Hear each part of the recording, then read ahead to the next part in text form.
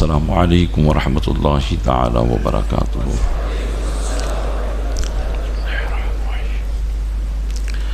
الحمد للہ نحمده ونستعینه ونستغفره ونؤمن به ونتوکل علیہ ونعوذ باللہ من شرور انفسنا ومن سیئات اعمالنا، من يهده الله فلا مضل له ومن يضلله فلا هادي له، ونشهد أن لا إله إلا الله وحده لا شريك له، ونشهد أن سيدنا ومولانا محمدا عبده ورسوله، أما بعد فأعوذ بالله من الشيطان الرجيم، بسم الله الرحمن الرحيم، وأما السائل فلا تنهر، آمنت بالله صدق الله مولانا العظيم وبلغنا رسوله النبي الأمين المكين الكريم، ونحن على ذلك لمن الشاهدين والشاكرين، والحمد للہ رب العالمین۔ آئیے سب سے پہلے ہم اور آپ آقا نامدار مدینے کے تاجدار، دونوں عالم کے مالک و مختار نائب پروردگار، گلشن ہستی کی اولی فصل بہار کے دربار گہربار میں درود پاک کا قیمتی ہار پیش کریں۔ اللہم صلی علی سیدنا شفیعنا نبینا و مولانا محمد معدن الجود والکرم وآلہ وبارک وسلم۔ عقیدت و محبت کے ساتھ ایک مرتبہ اور پڑھیں، اللہم صلی علی سیدنا شفیعنا نبینا و مولانا محمد معدن الجود والکرم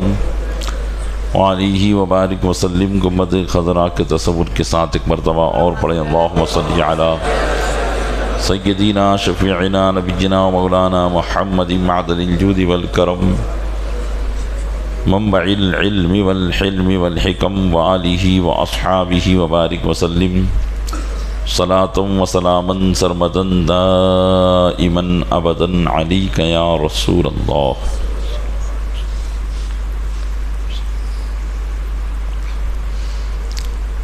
حضرات، اللہ عز و جل کے فضل و کرم سے ہمیں اور آپ کو اللہ کا مقدس ماہ مبارک ہمیں اپنی زندگی میں ایک بار پھر میسر آیا تھا، اور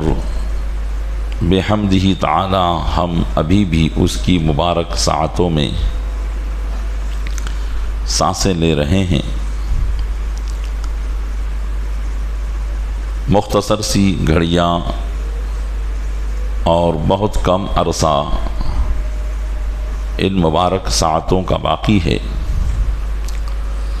جتنا باقی ہے اللہ تبارک و تعالی ہمیں اس کا بہتر طریقے سے اہتمام کرنے کی توفیق عطا فرمائے، اور اس کی برکتوں سے ہمیں مالا مال فرمائے۔ عشرہ جہنم سے آزادی جاری و ساری ہے۔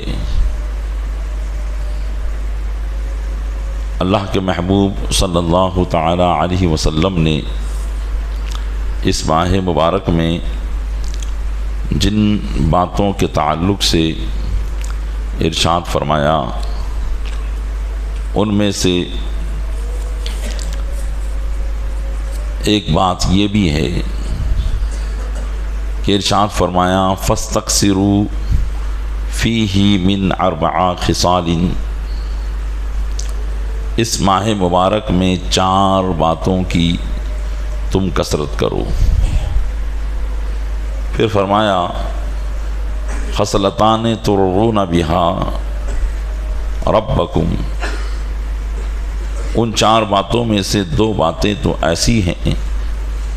جن کے ذریعے تم اپنے رب کو راضی کر لو گے۔ وَخَصْلَتَانِ لَا غِنَىٰ لَكُمْ عَنْهُمَا، اور دو باتیں ایسی ہیں جن سے تمہارے لیے کوئی چھٹکارا نہیں۔ پھر فرمایا کہ وہ دو باتیں کون سی ہے جس سے ہم اپنے رب کو راضی کریں گے؟ فرمایا فَأَمَّا الْخَصْلَتَانِ اللَّتَانِ تُرْضُونَ بِهَا رَبَّكُمْ فَشَهَادَةُ أَن لَّا إِلَٰهَ إِلَّا اللَّهُ وَتَسْتَغْفِرُونَهُ، رہی وہ دو باتیں جن سے تم اپنے رب کو راضی کر لو گے، تو وہ اس بات کی گواہی دینا ہے کہ اللہ کے سوا کوئی معبود نہیں، اور دوسری بات یہ ہے کہ تم اس کی بارگاہ میں اپنے گناہوں کی مغفرت طلب کرو۔ پیارے اسلامی بھائیوں، ان دو باتوں پر غور کریں اور رسول اکرم صلی اللہ علیہ وسلم کے اس فرمان پر غور کریں کہ یہ دو باتیں کیا ہے اور ان دو باتوں کا فائدہ کیا ہے۔ ارشاد فرماتے ہیں کہ ترضون بہما، ان دو باتوں کے ذریعے تم اپنے رب کو راضی کر لو گے۔ یقیناً ہم میں سے ہر ایک آدمی اسی بات کی فکر میں رہتا ہے کہ ہمارا رب ہم سے راضی ہے یا نہیں۔ یہ نماز، یہ روزے، یہ زکوٰۃ، یہ عبادتیں، یہ ریاضتیں، ان کا مقصد یہی تو ہوتا ہے کہ ہم اپنے رب کو راضی کریں، اور یقیناً اگر رب راضی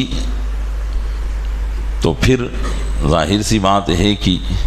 اللہ عز و جل کی بارگاہ سے ہم نے بڑا انعام حاصل کر لیا اگر رب کی رضا کو حاصل کر لیا ہے تو۔ اللہ تعالیٰ قرآن کریم میں ارشاد فرماتا ہے وَرِضْوَانٌ مِّنَ اللَّهِ اکبر، اللہ کی رضا بہت بڑی چیز ہے۔ غور کیجئے، اللہ تعالیٰ نے دنیا اور دنیا کے ساز و سامان کو تھوڑا فرمایا۔ ارشاد فرماتا ہے وَمَا مَتَاعُ الْحَيَاةِ الدُّنْيَا إِلَّا قَلِيلٌ، یہ دنیاوی زندگی کا ساز و سامان تھوڑا سا ہے، جبکہ ہم اس دنیا کی وسعتوں کا اندازہ نہیں لگا سکتے ہیں۔ اسی لیے تو اس کی وسعت کو اور اس کی کثرت کو اور اس کی زیادتی کو پانے کے لیے رات و دن کوشش کر رہے ہیں۔ رات و دن اسی کوشش میں ہیں کہ یہ دنیا جتنا زیادہ ہو سکے ہمارے پاس آ جائے، لیکن اللہ فرما رہا ہے کہ یہ تو تھوڑی سی ہے، یہ تو بہت تھوڑی سی ہے۔ اب جو تھوڑی ہے اس کے لیے ہم کوشاں ہیں، ہم لگے ہوئے ہیں، لیکن اللہ تعالیٰ فرماتا ہے وَرِضْوَانٌ مِّنَ اللَّهِ اکبر، اللہ کی رضا بہت بڑی ہے۔ یہاں زیادتی کا لفظ ارشاد فرمایا کہ بڑی نہیں بلکہ بہت بڑی ہے، تو جو چیز بہت بڑی ہے اس کے حصول کی طرف ہم کوشاں نہیں ہیں، اس کو حاصل کرنے کی طرف ہماری کوشش بہت کم ہے۔ ہم اور آپ اپنی زندگی کے روزمرہ کا جائزہ لیں اور دیکھیں کہ صبح سے شام تک ہم نے کتنے کام اللہ کو خوش کرنے کے کیے ہیں اور کتنے کام دنیا کو خوش کرنے کے لیے کیے ہیں، تو ہم اگر اس کا محاسبہ کریں تو یقیناً ہم اس بات پر متفق ہوں گے کہ ہم نے صبح سے شام تک شاید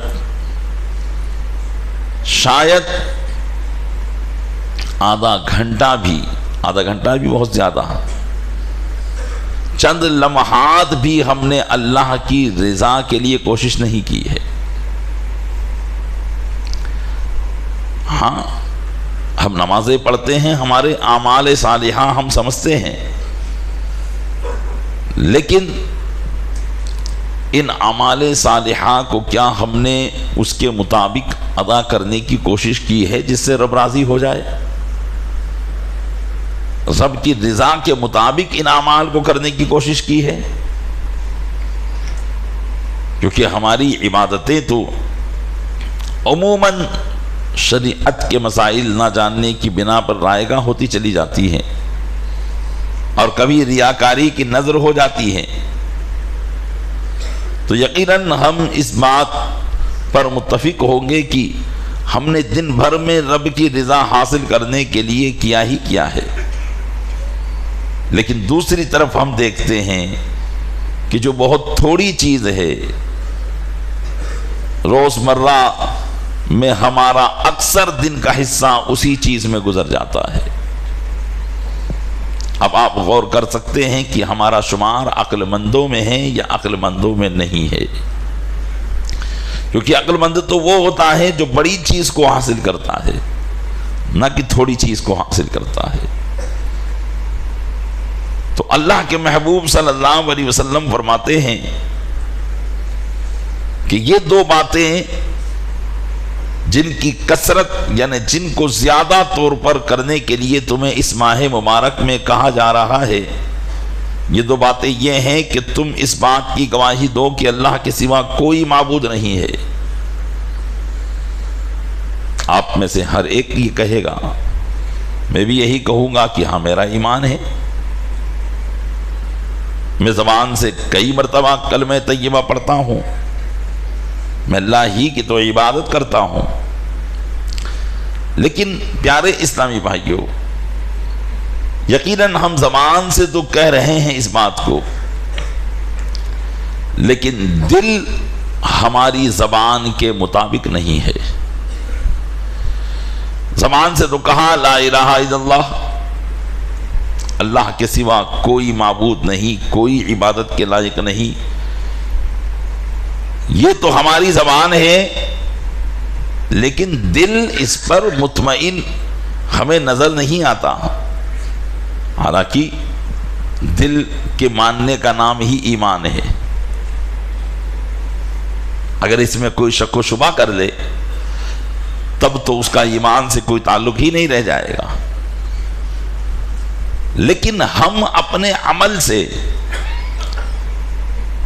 کلمہ طیبہ کی تفسیر بنتے ہوئے نظر نہیں آتے، ہم اپنے کردار سے کلمہ طیبہ کی تفسیر بنتے ہوئے نظر نہیں آتے، ہمارے اعمال اور ہمارے کردار اس بات کی گواہی نہیں دیتے ہیں کہ ہم ایک اللہ کے پوجنے والے، ایک اللہ کی عبادت کرنے والے ہیں۔ اس لیے کہ ہم اطاعتیں تو اپنے نفس کی کرتے ہیں، فرما برداری تو ہم اپنی خواہشات کی کرتے ہیں، ماننا حکم تو ہمیں اپنی ذات کا ہے،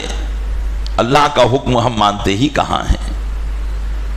نہ جانے کتنے ارشادات اس کے ہماری طرف روزمرہ مخاطب ہوتے ہیں، لیکن ہم اپنے نفس کی خواہشات کی خاطر ان سارے ارشادات کو پس پشت ڈال کر بس اپنے آپ کو خوش کرنے میں لگے رہتے ہیں، اپنے رب کی رضا کی خاطر ہمارے کام بہت کم ہوتے ہیں۔ اس لیے پیارے اسلامی بھائیوں، حقیقت میں جس طریقے سے کلمہ طیبہ ہم زبان سے پڑھتے ہیں لا الہ الا اللہ، اسی طریقے سے ہمارا ہر کام اللہ کی رضا کے لیے ہونا چاہیے، نفس کی خواہشات کے لیے نہیں۔ دل میں غصہ آتا ہے کہ فلاں کو ڈیمیج کرنا ہے، میں کر دیتا ہوں، اپنے غصے کو کسی پر اتارنا ہے، میں اتار دیتا ہوں، میرے مزاج کے خلاف کوئی بات ہو گئی تو جس نے وہ بات کی ہے میں اس کو سبق سکھا دیتا ہوں۔ تو یہ ایک مسلمان کا کردار نہیں ہے، یہ ایک مسلمان کا شیوا نہیں ہے۔ مسلمان تو خود اس بات سے ڈرتا ہے کہ کہیں مجھ سے کوئی ایسا کام سرزد نہ ہو جائے جس سے میرا رب مجھ سے ناراض ہو جائے، کہیں مجھ سے کوئی ایسی بات نہ ہو جائے جس سے میرے رب کا یہ مہمان میرے خلاف گواہی دینے چلا جائے۔ یہ رمضان المبارک رب کا مہمان ہے، رب کی طرف سے آیا ہوا، تو کوئی ایسی بات نہ ہو جائے جس سے ناراضگی رب حاصل ہو جائے۔ تو ہم ان باتوں کی طرف توجہ نہیں دیتے ہیں، اس لیے نبی کریم صلی اللہ علیہ وسلم کے اس فرمان کی گہرائی کو سمجھیے۔ فرمایا کہ دو باتیں وہ ہیں جس سے تم اپنے رب کو راضی کر لو گے، کلمہ طیبہ کی گواہی دینا اپنے اعمال کے ساتھ، اپنے کردار کے ساتھ اور دل کی اتاہ گہرائی کے ساتھ۔ اور دوسری بات ارشاد فرمائی وَتَسْتَغْفِرُونَ، اور یہ کہ تم استغفار کرو، اس سے اپنے گناہوں کی معافی مانگو، مغفرت طلب کرو۔ رمضان المبارک کے اندر استغفار کی کثرت چاہیے، اس کا عشرہ مغفرت گزر گیا، ہم غور کریں، ہم اس بات کی طرف توجہ کریں کہ اللہ تعالیٰ نے لاکھوں لاکھ مسلمانوں کو بخشا ہوگا، کیا میرا بھی شمار ان میں ہوا ہے یا نہیں ہوا ہے؟ اسی امید پر اس کی بارگاہ میں استغفار کرتے رہیں، دل سے، زبان سے، عمل سے، کردار سے۔ استغفار یہ نہیں کہ آپ اپنی زبان پر چند چپت رسید کر، اپنی گالوں پر چند چپت رسید کر لیں اور توبہ توبہ کر کے یہ سمجھ لے کہ ہم نے استغفار کر لیا، اللہ کی بارگاہ سے ہم نے مغفرت طلب کر لی۔ حقیقی استغفار اور توبہ یہ ہے کہ پچھلے گناہوں پر ندامت ہو، شرمندگی ہو اور ان کو چھوڑنے کا پکا ارادہ ہو اور آگے نہ کرنے کا پکا ارادہ ہم کر دیں، اور اللہ عز و جل کی بارگاہ سے اس پر استقامت پانے کی دعا کریں کہ مولا اس ارادے پر مجھے قائم و دائم فرما۔ یہ ہے حقیقت میں استغفار، اپنی زبان سے استغفار پڑھنا اور کام وہی کرنا جو کر رہے ہیں، یہ استغفار نہیں ہے۔ تو فرمایا کہ اس میں ان دو باتوں کو کثرت سے کرو، استغفار اور کلمہ طیبہ کی گواہی۔ اور پھر فرمایا کہ وَأَمَّا الْخَصْلَتَانِ لَا غِنَىٰ لَكُمْ عَنْهُمَا، رہی دو باتیں وہ ہیں کہ جن سے تمہیں چھٹکارا نہیں ہے، بے نیازی نہیں ہے۔ وہ دو باتیں کیا ہیں؟ فرمایا فَتَسْأَلُونَ اللَّهَ الْجَنَّةَ، ایک یہ ہے کہ تم اللہ سے جنت کا سوال کرو گے۔ ظاہر سی بات ہے، اللہ کی رضا حاصل ہو یا نہ ہو اس کی طرف ہماری توجہ نہیں ہے، ہم اس کی بارگاہ سے جنت طلب کرتے ہیں، رات دن جنت کی طلب میں ہیں، شوق میں ہیں کہ جنت ہمیں مل جائے۔ یقیناً مانگنا چاہیے، رب کی رحمت کا دروازہ کھلا ہے تو جنت طلب کرنی چاہیے، لیکن جنتیوں کے اعمال کے ساتھ۔ عمل تو جہنم میں جانے کے کر رہے ہیں اور طلب جنت کر رہے ہیں، تو یہ ایسا ہی ہے جیسے کوئی گیہوں بو کر جو کی امید میں ہو، یا جو بو کر گیہوں کی امید میں ہو، جو بوؤ گے وہ کاٹو گے۔ تو جنت طلب کرنا ہے تو جنتیوں کے اعمال اپنانے ہوں گے۔ فرمایا فَتَسْأَلُونَ اللَّهَ الْجَنَّةَ، کہ تم اللہ سے جنت طلب کرو، وَتَعُوذُونَ بِهِ مِنَ النَّارِ، اور دوسری بات یہ ہے کہ تم جہنم سے اللہ کی پناہ مانگو۔ جہنم سے اللہ کی پناہ مانگو۔ یہ 4 باتیں نبی کریم صلی اللہ علیہ وسلم نے فرمایا کہ ان 4 باتوں کی رمضان میں کثرت کرو، اس کو زیادہ سے زیادہ اپنی زندگی کے اندر بسانے کی کوشش کرو۔ پھر سے سماعت کر لو، اللہ عز و جل کی رضا جس سے حاصل ہوگی وہ 2 باتیں یہ ہیں کہ کلمہ طیبہ کی گواہی دینا اور استغفار کرنا، اور 2 باتیں جس سے چھٹکارا نہیں وہ یہ ہیں کہ جنت کی طلب اور جہنم سے آزادی۔ اشرع جہنم سے آزادی ہمارے درمیان سے رواں دواں ہے۔ ایک کاش کہ ہم اپنے رب کی بارگاہ میں جہنمی کی آزادی کے پروانے کو لے کر کامیاب ہو جائیں۔ اللہ تعالیٰ اپنے محبوب صلی اللہ علیہ وسلم کے صدقے میں بقیہ لمحات ہمیں صحیح معنوں میں گزارنے کی توفیق عطا فرمائے۔ آمین بجاہ النبی الامین صلی اللہ تعالیٰ علیہ وآلہ وصحابہ تسلیم۔ آئیے یہ چند باتیں رمضان المبارک کے حوالے سے آپ کی خدمت میں پیش کرنے کی کوشش کی ہے۔ اب آخری اس سال کا جو ہمارا درس ہے جمعۃ المبارکہ میں جو ہوتا ہے وہ آپ کی خدمت میں پیش کروں گا۔ آئندہ سال زندگی ہماری آپ کی رہے یا نہ رہے، یہ ہمارے فرض علوم میں سے ہے، اسے آپ خود بھی سیکھنے کی کوشش کیجئے، نہ یہ کہ صرف رمضان المبارک میں سے سیکھیں، بلکہ یہ ہمارے فرض علوم میں سے ہے کہ ہم ان باتوں کو سیکھیں اور جس طریقے سے اللہ نے ہمیں حکم دیا ہے اسی طریقے سے ہم ان کاموں کو کرنے کی کوشش کریں۔ زکوٰۃ کے تعلق سے پہلے جمعہ ہی سے بیان جاری و ساری ہے، اور ہم نے یہ بتایا تھا کہ زکوٰۃ فرض ہونے کے لیے چند شرطیں ہیں، ہر ایک پر زکوٰۃ فرض نہیں ہوتی، تو اس کی چند شرطیں تو تفصیل کے ساتھ ہم نے پچھلے 3 جمعوں میں اس کا بیان کیا۔ اب آئیے 2 شرطیں اور اس کی سماعت کریں۔ ایک بار پھر سے میں ریپیٹ کرتا ہوں کہ زکوٰۃ کی جن شرطوں کے ذریعے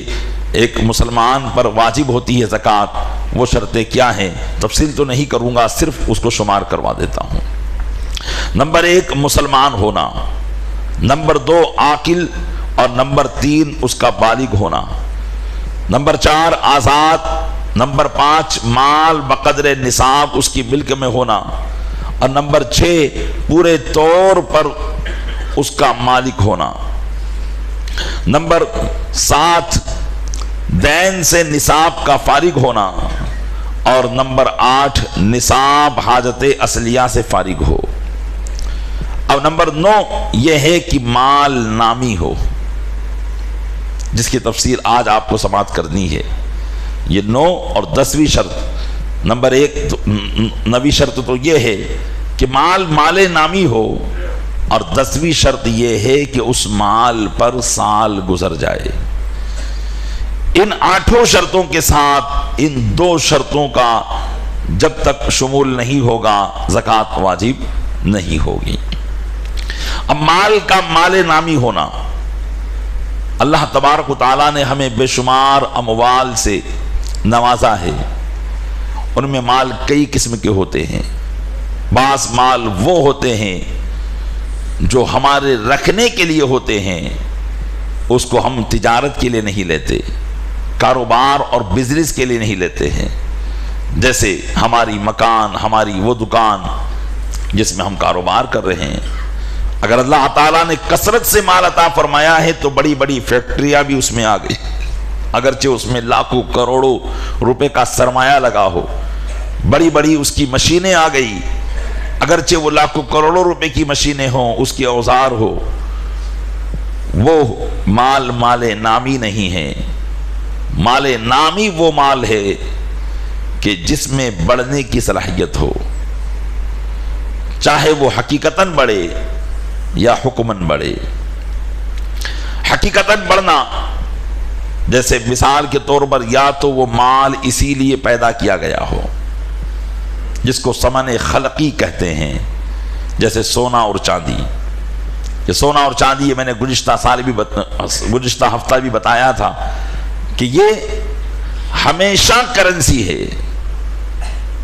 اگرچہ آج کے زمانے میں اس کو بطور کرنسی عام طور پر استعمال نہیں کیا جاتا، لیکن اللہ تبارک و تعالیٰ نے اس کو ثمن ہی کے لیے پیدا کیا ہے۔ کرنسی کے لیے ہی پیدا کیا ہے، خرید و فروخت ہی کے لیے پیدا کیا ہے، اس لیے دنیا کے کرنسی کا نظام وہ انہی پر موقوف رہتا ہے، سونا اور چاندی۔ اور دوسری قسم وہ ہے کہ وہ خلقی تو نہیں ہے، فعلی ہے، یعنی اس کو اس کام کے لیے تو پیدا نہیں کیا گیا ہے، مگر خرید و فروخت ان چیزوں کے لیے بھی حاصل ہو جاتی، ان چیزوں سے بھی حاصل ہو جاتی ہے، اور وہ سونا اور چاندی کے علاوہ دیگر اموال تجارت ہیں۔ سونے اور چاندی کے علاوہ دیگر اموال تجارت ہیں کہ جو خلقتاً طور پر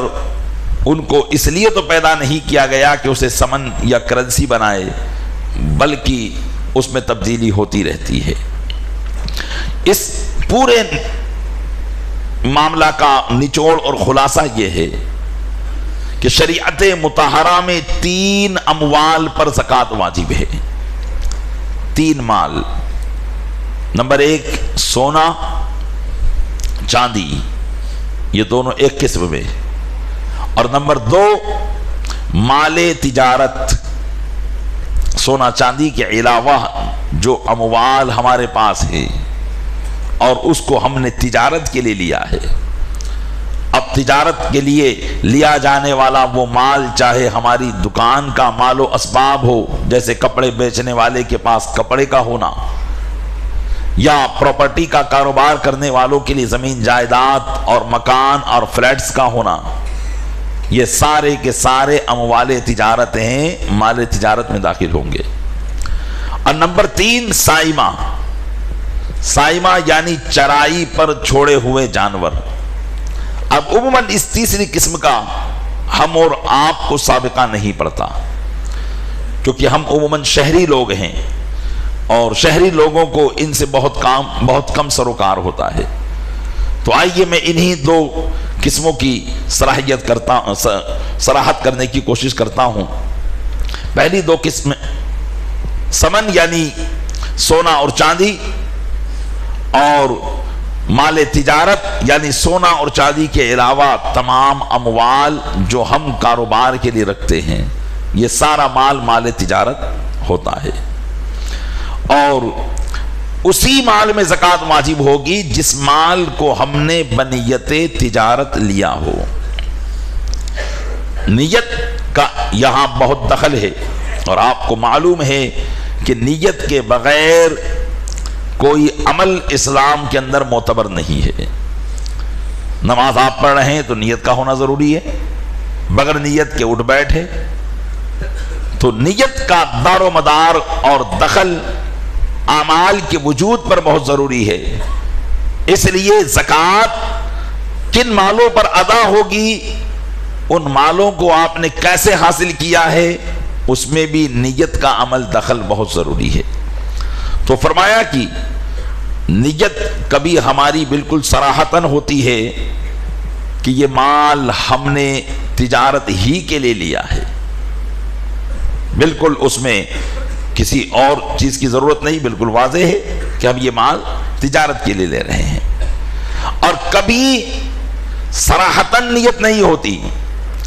دلالتاً ہوتی ہے، یعنی اگرچہ ہم کھلے طور پر اپنی زبان سے تو وہ لفظ نہیں استعمال کر رہے ہیں، لیکن ہمارے اندر انڈرسٹوڈ ہے، یہ سمجھ رہے ہیں کہ یہ ہم نے تجارت ہی کے لیے لیا ہے۔ جیسے مثال کے طور پر ہمارے پاس تجارت کے پیسے رکھے ہوئے تھے، ہم نے اسی سے کوئی پراپرٹی خرید لی، تو اب وہ پیسہ جو رکھا ہوا ہے وہ اسی لیے رکھا ہوا تھا کہ ہم اس سے تجارت کریں، اس سے ہم نے کوئی دوسرا سامان لیا، تو یہ اگرچہ صراحتاً نیت یہاں نہیں پائی جا رہی ہے، لیکن انڈرسٹوڈ ہے کہ یہ ضرور اسے بعد میں بیچے گا اور اس سے نفع حاصل کرے گا، تو ایسے مال پر بھی زکوٰۃ واجب ہو جایا کرتی ہے۔ آئیے اب اس میں ایک بات اور توجہ کے ساتھ خیال رہے کہ بعض مال تو وہ ہوتے ہیں، آپ ادھر ہی توجہ رکھے، کوئی آئے یا جائے کہ مسئلے میں کیا ہے، ہمارے سامنے جو پبلک بیٹھی ہوئی ہے یہ عموماً وہ پبلک ہے جو نئی پبلک ہے، جو ہر جمعے کو ہوتی ہے، تو مجھے بھی اجنبیت محسوس ہو رہی ہے، کیونکہ جو حضرات ابتدائے جمعہ سے رمضان کے شریک ہوتے ہیں وہ ہر بات کو شروع سے سمجھ رہے ہیں۔ اب جو بات اب آ رہی ہے ان کے سامنے تو یہ بالکل ان کے لیے نہیں ہے، یعنی ان کے 3 سبق چھوٹ چکے ہیں اور یہ 4تھا سبق ان کے لیے ہو سکتا ہے کہ مشکل پڑے۔ تو بہرحال وہ کہیں بھی بیٹھے ہو مسجد کے اندر تو وہ سمجھ ہی رہے ہوں گے۔ تو عرض کر رہا تھا کہ بعض اموال وہ ہوتے ہیں جو ہم تجارت کے لیے خریدتے بیچتے ہیں اور وہ ہماری ملکیت میں داخل ہوتے ہیں، اور بعض اموال وہ ہوتے ہیں جو تجارت کے لیے تو نہیں ہوتے، نہ ہی تجارت کے طور پر وہ مال ہم کو ملتے ہیں، بلکہ وہ ہمیں ایسے عقد میں ملتے ہیں جس کا تبادلہ نہیں ہوتا۔ جیسے مثال کے طور پر کسی نے ہمیں تحفہ دے دیا، وصیت کر دی، یا کوئی ایسا مال کہ جس میں جو مال ہمیں وراثت کے اندر مل گیا۔ تو اب دیکھیے ان اموال کی کئی صورتیں ہوتی ہیں۔ اگر وہ مال سونا چاندی ہے، مال تجارت ہے، تب تو اس میں زکوٰۃ لگے گی، لیکن اگر وہ مال پراپرٹی ہے، زمین جائیداد ہے، تو اس میں زکوٰۃ نہیں لگے گی۔ اگرچہ ہمارا یہ ارادہ ہو جائے کہ ہم اسے بیچیں گے، اگرچہ ہم نے یہ نیت کر لی کہ ہم اسے بیچیں گے، تب بھی اس پر زکوٰۃ اس وقت تک نہیں ہوگی جب تک ہم اس کو بیچ کر پیسہ حاصل نہ کر لیں، کیونکہ اب وہ زمین جائیداد ہم کو جو ملی ہے بطور تجارت نہیں بلکہ بطور وصیت یا وراثت یا بطور گفٹ کے ملی ہے۔ تو یہ نیت کا دخل ہے۔ دیکھیے ایک مال ہماری ملکیت میں داخل ہوا جس کو ہم نے تجارت کے لیے لیا تو اس پر زکوٰۃ واجب ہو گئی، لیکن ایک لاکھوں کروڑوں کا مال ہم کو بطور وراثت، وصیت یا گفٹ کے مل گیا، لیکن اس پر زکوٰۃ واجب نہ ہوئی جب تک کہ اس کو بیچ کر کرنسی نوٹ حاصل نہ کر لیا جائے، اس پر زکوٰۃ واجب نہیں ہوگی۔ اسی طریقے سے جو یہ بتایا کہ مال تجارت پر زکوٰۃ واجب ہے، تو نیت تجارت کے لیے یہ شرط ہے کہ وقت عقد ہی نیت ہو، خریدتے وقت ہی وہ یہ نیت کرے کہ میں اس کام کو،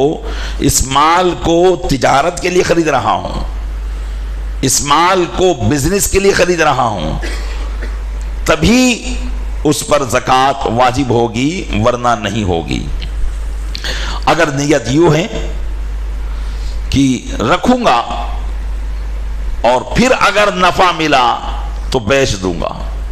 عموماً بہت سے لوگ آتے ہیں، مسئلہ پوچھتے ہیں کہ فلاں دکان مکان ہم نے لیا ہے اور یہ سوچ کے لیا ہے کہ نفع ملے گا تو بیچ دوں گا، تو یہ نیت مضبوط نہ ہوئی، پختہ نیت نہ ہوئی، اس میں نیت کے اندر دخل ہے، تو اب ایسی صورت میں اس مال پر زکوٰۃ واجب نہیں ہوگی۔ جیسا کہ حضرت صدر الشریعہ فرماتے ہیں کہ اگر رکھنے کے لیے کوئی چیز لی اور یہ نیت کی کہ نفع ملے گا تو بیچ ڈالوں گا، تو اس پر زکوٰۃ واجب نہیں ہے، کیونکہ مال تجارت کے لیے نیت کا پختہ ہونا یہ بہت ضروری ہے۔ تو اب یہ نیت آپ کو، اسی لیے جو لوگ پہلے سے زکوٰۃ ادا کرتے ہیں، اللہ تبارک و تعالیٰ نے جن کو اپنی اس نعمتوں سے نوازا ہے، وہ اپنے ہر معاملے میں اپنے زکوٰۃ کا لحاظ ضرور رکھے کہ اگر وہ چیز خرید رہے ہیں تو اپنی نیت پر دھیان دے کہ میں کیوں خرید رہا ہوں، کیونکہ بعض دفعہ بعض لوگ اپنی چیزیں لے کر آتے ہیں، تفصیل بتاتے ہیں کہ یہ چیز ہم نے لی تھی، اب ان سے پوچھا جائے کہ آپ نے کس مقصد سے لیا تھا، کس نیت سے لیا تھا، تو انہیں معلوم ہی نہیں ہوتا کہ کس نیت سے لیا تھا،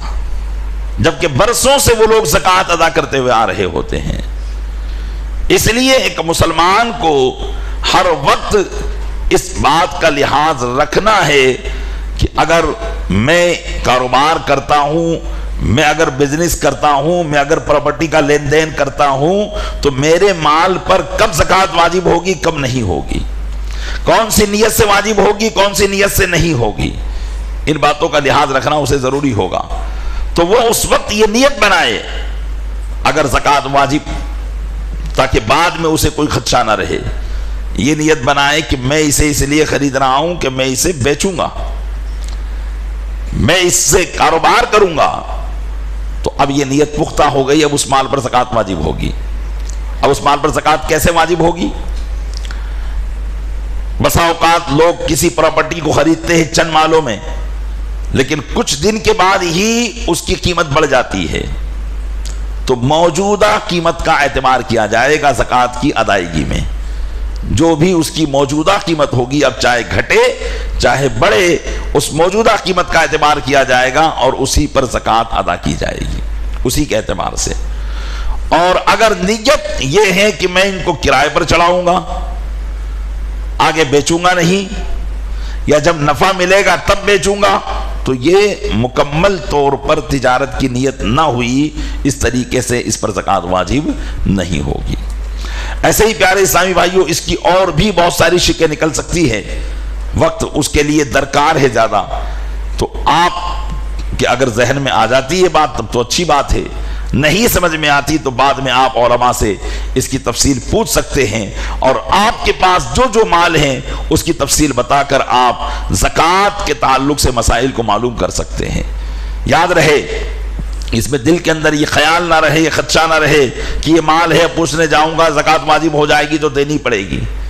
تو پیارے اسلامی بھائیوں، اللہ تعالیٰ نے دیا ہے تو وہ دینا ہی پڑے گا، اس سے چھٹکارا نہیں ہے۔ اگر آج نہیں دو گے تو کل دینا ہوگا۔ اللہ کے محبوب صلی اللہ علیہ وسلم ارشاد فرماتے ہیں کہ کل بروز قیامت غربا فقراء اللہ کی بارگاہ میں شکایت کریں گے، اللہ کی بارگاہ میں شکایت کریں گے کہ مولا تو نے جو ان کو ہمارا حق عطا کیا تھا۔ میں بار بار کہتا ہوں کہ کسی بھی مالدار کو جو مال اس کی ضرورت سے زیادہ ملتا ہے تو وہ یہ نہ سمجھ لے کہ یہ میرے لیے ہے۔ قرآن کریم فرماتا وَفِي أَمْوَالِهِمْ حَقٌّ لِلسَّائِلِ وَالْمَحْرُومِ، اور ان کے مالوں میں سائلین اور محرومین کا حق ہے۔ اللہ نے اپنی کائنات کا نظام بنایا ہے، ہر مخلوق کو اللہ تبارک و تعالیٰ نے کمی اور زیادتی کے ساتھ اپنی نعمتیں عطا کی ہے۔ جانوروں میں بھی یہ نظام رکھا، جن جانوروں کا دودھ پینا ہمارے لیے جائز، اللہ تعالیٰ نے ان جانوروں کے دودھ میں برکت عطا فرمائی کہ وہ اپنے بچوں کو بھی دودھ پلاتے ہیں، اور بچوں کو دودھ پلانے کے بعد وہ ہماری ضرورتوں کو بھی پورا کرتے ہیں۔ ان کا دودھ پاک ہے، جائز ہے، تو اللہ نے کثرت سے ان کو دودھ عطا فرمایا۔ اب وہ جانور دیکھیے اپنے رب کے حکم پر عمل کر رہا ہے، ایسا نہیں کہ بھئی دودھ میرا ہے تو میں ہی رکھوں گا، بلکہ وہ ہمیں بھی پلاتا ہے، اپنے بچوں کو بھی پلا رہا ہے۔ لیکن جن جانوروں کا دودھ اللہ نے حرام اور ناپاک رکھا، ان جانوروں کو اتنا ہی دودھ دیا جتنا کہ ان کے بچوں کو کفایت کرے، اس سے زیادہ دودھ نہیں دیا۔ اب آپ غور کر لیں کہ ایک جانور ہو کر اپنے رب کے حکم کا پابند ہے۔ کوئی بکری، کوئی گائے، کوئی بھینس یہ نہیں کہتی ہے انسان میں تجھ کو دودھ نہیں دوں گی، یہ تو میرا دودھ ہے۔ لیکن ایک انسان جس کو اللہ نے اشرف المخلوقات بنایا، دنیا کی وہ نعمتوں میں ایسا مشغول ہے کہ میرا مال کر کر کے وہ اللہ کے محروم اور سائل بندوں کو محروم کر دیتا ہے۔ تو آقا علیہ السلام ارشاد فرماتے ہیں کہ مالداروں کے لیے قیامت کے دن ہلاکت ہے کہ غربا فقراء اللہ کی بارگاہ میں عرض کریں گے کہ مولا تو نے ان کو ہمارے حق دیے تھے، انہوں نے ہم تک نہ پہنچائے۔ تو اللہ تبارک و تعالیٰ فرمائے گا کہ آج ان کے لیے ہلاکت ہے، اور آج میں تم کو اپنا قرب عطا کروں گا، میں اپنا قرب عطا کروں گا، اور ان مالداروں اور تونگروں کے لیے ہلاکت ہے۔ تو پیارے اسلامی بھائیوں، رب عز و جل کا قرب جو بہت بڑی نعمت ہے، اس قرب سے کہیں ہم محروم نہ کر دیے جائیں۔ اللہ تبارک و تعالیٰ کبھی بھی دل میں ہمارے یہ بات نہ آئے کہ ہم یہ مال کی زکوٰۃ کیوں ادا کر رہے ہیں، کیا لازمی ہو گیا ہے ہم پر، کیوں دے رہے ہیں، بلکہ اللہ تعالیٰ نے جتنا دیا ہے اس کے مطابق ہمیں عطا کرنے کی توفیق عطا فرمائے۔ 8ویں اور 10ویں شرط اور آخری شرط سماعت کر لے، مال پر سال گزر جانا، یعنی یہ ساری شرطیں پائی جائیں، مال نصاب کے مطابق ہو جائے، جیسا کہ میں نے نصاب گزشتہ ہفتہ بتایا تھا کہ 52.5 تولہ چاندی اور 7.5 تولہ سونا۔ موجودہ زمانے کے اندر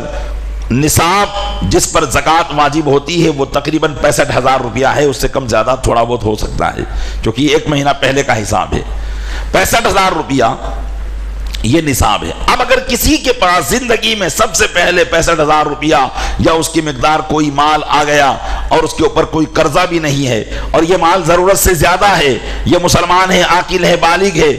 اور آزاد ہے، تو یہ سارے شرائط اس کے اوپر پائے جا رہے ہیں، تو اب جیسے ہی پیسہ آیا یا جیسے ہی وہ مال آیا جو 52.5 تولہ چاندی یا 7.5 تولہ سونا کے نصاب کو پہنچ رہا ہے، تو فوراً اس پر زکوٰۃ واجب نہیں ہو جائے گی، بلکہ سال کا گزر جانا واجب ہے۔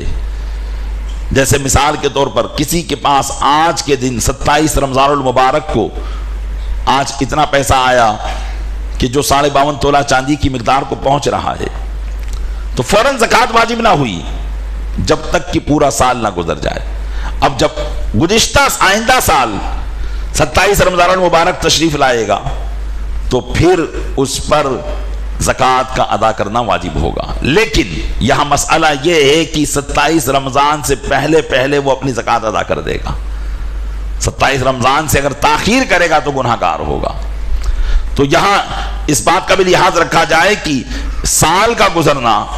اور پھر یہ سال چاند کے مہینوں کے اعتبار سے ہوں گے، نہ کہ انگریزی مہینوں کے اعتبار سے۔ عموماً مسلمانوں کا یہ رویہ ہے، اس معاملے میں یہ دستور ہے کہ وہ رمضان میں زکوٰۃ نکالتے ہیں، جبکہ ہر ایک کا نصاب کا سال رمضان نہیں ہوتا، کئیوں کے سال بیچ رمضان میں ہو جاتے ہیں۔ تو یہاں پیارے اسلامی بھائیوں معاملہ یہ ہے کہ آپ زکوٰۃ ادا کرتے بہت اچھی بات ہے، لیکن اگر آپ کا سال نصاب کا محرم میں پورا ہو رہا ہے اور آپ رمضان کا انتظار کر رہے ہیں، تو جتنی تاخیر کر رہے ہیں گناہ اپنے سر پر مول لے رہے ہیں، کیونکہ تاخیر کا گناہ ہوگا۔ اس لیے ہر ایک مالدار کو اپنے سب سے پہلے نصاب، مالک کے نصاب کی تاریخ یاد رکھنی چاہیے۔ اگر بیٹا ہے اور بیٹے کے پاس یہ مال آیا تو کب آیا، باپ نے کب اس کے سپرد کیا، چاند کے مہینے کے اعتبار سے اس کو شمار کر لے۔ وراثت میں ملا، چاند کے مہینے کے اعتبار سے شمار کر لے۔ عورت کی شادی ہوئی، شادی والے دن اسے گہنے تحفے تحائف ملے اور وہ مالک کے نصاب بنی، اپنی شادی کی تاریخ کو یاد رکھ لے۔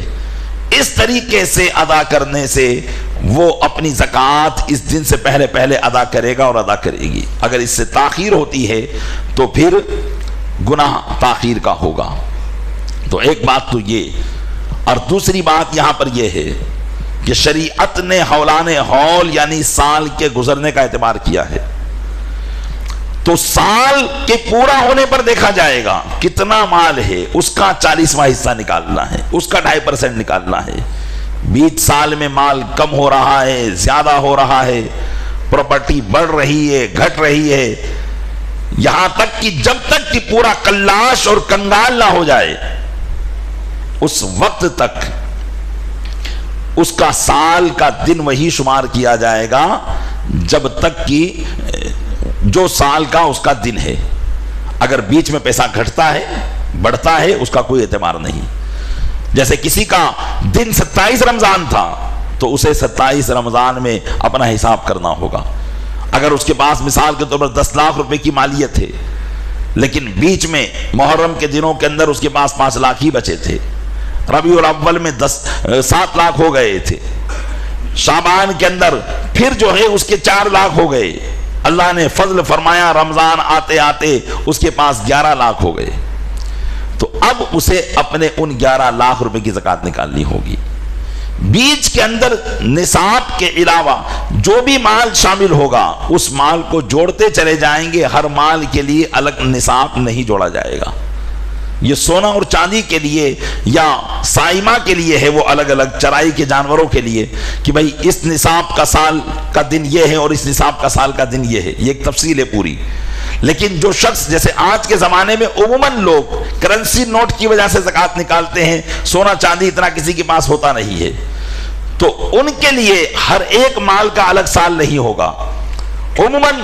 سونے کے ساتھ چاندی مل کر زکوٰۃ واجب ہو جاتی ہے، یا سونے کے ساتھ جو ہے کرنسی نوٹ مل کر زکوٰۃ واجب ہو جاتی ہے، تو ان کے سارے نصاب کا دن جو ہے وہ ایک ہی رہے گا، الگ الگ نہیں رہے گا کہ بھئی سونے کا نصاب کا دن الگ ہے، چاندی کے نصاب کا دن الگ ہے، ایسا نہیں رہے گا، بلکہ ان کے نصاب کا جو دن رہے گا وہ ایک ہی رہے گا۔ تو یہ بھی خیال رہے کہ سال میں چاہے پیسہ گھٹتا ہو چاہے بڑھتا ہو، اس کا کوئی اعتبار نہیں ہے، درمیانے سال میں کمی زیادتی کا کوئی اعتبار نہیں، بلکہ سال پورا ہونے پر جتنا اس کے پاس مال ہوگا اس کا حساب لگا کر اسے 40% اللہ کی راہ میں نکال دینا ہے، اور پھر اس سے اس کا جو قرضہ وغیرہ نکالنا ہے وہ بھی اس کو منہا کرنا ہوگا کہ اپنے اوپر اگر قرضہ ہے تو قرضہ بھی وہ مائنس کر لے، جس کی تفصیل گزشتہ جمعہ کے بیان میں گزر چکی ہے۔ تو پیارے اسلامی بھائیوں، یہ مکمل 10 شرطیں ہیں جو زکوٰۃ کے واجب ہونے کے لیے ضروری ہے۔ ان باتوں کو آپ بار بار پڑھیں، یاد رکھیں، اور اپنی زکوٰۃ نکالنے سے پہلے غور کریں کہ میں شریعت مطہرہ کے مطابق زکوٰۃ نکال رہا ہوں یا نہیں رہا ہوں، اور اس بات کا بھی لحاظ رکھا جائے کہ میں زکوٰۃ کسے دے رہا ہوں، کیونکہ زکوٰۃ جس طریقے سے نکالنا ضروری ہے اسی طریقے سے یہ بھی ضروری ہے کہ ہم زکوٰۃ کس کو دے رہے ہیں، کیونکہ زکوٰۃ عام صدقہ نہیں ہے، یہ ایک فرض صدقہ ہے، یہ ایک واجب صدقہ ہے جس کے کرنے پر ہم اپنے فرض سے سبکدوش ہوں گے، اور نہ کرنے پر یا ادا نہ ہونے پر ہم مبتلائے عذاب ہی رہیں گے، گناہ ہی رہیں گے، گناہ ہمارے سر پر رہے گا۔ اس لیے ہمیں توجہ دینی ہے کہ ہم کسے دے رہے ہیں، ساری توجہ کے ساتھ مستحق زکوٰۃ ہی کو زکوٰۃ دی جائے گی۔ اور دوسری بات یہ ہے کہ جو مستحق زکوٰۃ ہے اس کا قبضہ ہونا یہ نہایت ضروری ہے۔ پہلے جمعے کو میں نے اس کی کچھ تفصیل کی تھی کہ اسکول کی فیس کسی کی آپ ادا کر رہے ہیں، یا ڈاکٹر کے پاس جا کر کسی غریب کے پورے ہاسپٹل کا خرچ آپ دے رہے ہیں، اس کے دینے سے زکوٰۃ ادا نہیں ہوگی۔ بعض لوگ غریبوں کے لیے یہ کر دیتے ہیں کہ بھئی اسکول کی فیس ان کی بھر دیتے ہیں زکوٰۃ کے پیسوں سے، اس سے زکوٰۃ ادا نہیں ہوگی۔ زکوٰۃ ادا کرنے کے لیے فقیر کو مالک بنانا اور اس کو قبضہ دینا ضروری ہے، بغیر مالک بنائے بغیر قبضہ دیے زکوٰۃ ادا نہیں ہو سکتی۔ اگر کوئی اس طریقے سے کرتا ہے تو پہلے وہ شریعت کے مطابق علماء سے رابطہ کرے اور اپنی تفصیل پوچھے کہ بھئی میں فلاں گھر کی کفالت کرتا ہوں، ان کے بچوں کی اسکول کی فیس بھرتا ہوں، یا علاج کراتا ہوں فلاں ہاسپٹل میں جا کر، یا فلاں ادارے کو میں زکوٰۃ کا پیسہ دیتا ہوں، تو وہ اس بات کی طرف توجہ کر لے کہ میں اپنی زکوٰۃ کو صحیح طریقے سے ادا کر پا رہا ہوں نہیں ادا کر پا رہا ہوں، یا وہ ادارے جو زکوٰۃ کے نام پر چل رہے ہیں وہ شریعت کا لحاظ رکھ رہے ہیں کہ نہیں رکھ رہے ہیں، کیونکہ اکثر اداروں میں فاسق و فاجر لوگ ہوتے ہیں، جماعت کے آگیوان بنے ہوئے ہوتے ہیں، شریعت مطہرہ کے مسائل سے کچھ ان کو واقفیت نہیں ہو رہی ہوتی ہے، لوگوں کی زکوٰۃ کو وصول کر کر کے وہ زکوٰۃوں کو برباد کرتے ہوئے نظر آ رہے ہوتے ہیں۔ اس لیے ایسے اداروں کو دینے سے پہلے یہ پوچھ لیا جائے کہ آپ کا دینا کس حد تک شریعت کے مطابق ہے، آپ کہاں دیتے ہیں، کیسے دیتے ہیں۔ اس میں وکیل کے مسائل آئیں گے کہ آپ کسی ادارے کو اپنی زکوٰۃ کے دینے کا وکیل بنا رہے ہیں اور پھر وہ جو ہے سب کو تقسیم کرے گا، تو وہ کس طریقے سے تقسیم کر رہا ہے، یہ ساری باتوں کا لحاظ بہت ضروری ہے۔ آپ نے دے دیا اور آپ سبکدوش ہو گئے، ایسا نہیں ہے، بلکہ آپ کو مال کے نکالنے سے پہلے فقیر کی ملکیت اور فقیر کے قبضے میں پہنچنے تک ان ساری باتوں کا لحاظ رکھنا پڑے گا جو بتایا گیا ہے۔ پیارے اسلامی بھائیوں، رمضان المبارک کی برکتوں سے ہم یہ ساری چیزیں حاصل کرنے کی کوشش کرتے ہیں۔ اللہ تبارک و تعالیٰ کی جس طرح بے بہا نعمتیں ہم حاصل کرتے ہیں، اس طریقے سے علم دین بھی ایک بہت بڑی نعمت ہے جو ہم حاصل کرتے ہیں۔ یقیناً آپ کے لیے یہ خشک موضوع ہو جاتا ہے، آپ عموماً تقریر پسند کرتے ہیں ایسی جس میں سبحان اللہ ہو، نعرہ تکبیر لگے، تو عموماً چلیے وہ تقریریں بھی ہمارے ایمان کو جلا بخشتی ہے، لیکن ایمان پر قائم رہنے کے لیے اور اعمال صالحہ پر قائم رہنے کے لیے جب تک ہم رب کی رضا کے مطابق عمل نہیں کریں گے وہ ہمارے اعمال صالحہ رب کی بارگاہ میں مقبول نہیں ہوں گے۔ تو رمضان کی برکت سے ہمیں یہ فرض علوم سیکھنے سکھانے کا موقع ملتا ہے۔ اللہ تعالی ہمیں بار بار اس نعمت اعلیٰ سے ہمیں بہرہ مند فرمائے، بار بار اس سے ہمیں جو ہے سرفراز فرمائے، اس کی سعادتیں ہمیں عطا فرمائے۔ اس کے علاوہ بھی آپ بعد رمضان بھی علم دین سیکھنے میں کچھ نہ کچھ اپنا وقت دیں، اپنا وقت لگائیں، درس میں بیٹھیں، جہاں بھی اسلامی درس ہوتے ہیں سنی صحیح العقیدہ علماء اپنے درس فرماتے ہیں، چاہے وہ تفسیر کا ہو، شرعی مسائل کا ہو یا کسی بھی مسئلے کا ہو، ضرور آپ اس میں کوشش کریں کہ کچھ نہ کچھ ہمارے روزانہ کے معمول کے اندر 1 گھنٹہ 2 گھنٹہ ایسا رہے کہ ہم اپنے رب کے دین کا علم حاصل کر رہے ہوں۔ یہ ہر مسلمان کے لیے ضروری ہے، ہر مسلمان کے لیے لازمی ہے کہ وہ اپنی زندگی کو اس کے مطابق گزارنے کی کوشش کرے۔ اللہ تعالیٰ اپنے محبوب صلی اللہ علیہ وسلم کے صدقے میں جو بیان ہوا اس میں غلطی اسے معاف فرمائے اور اس کو اپنی بارگاہ میں قبول فرمائے۔ آمین بجاہ النبی الامین صلی اللہ علیہ وسلم۔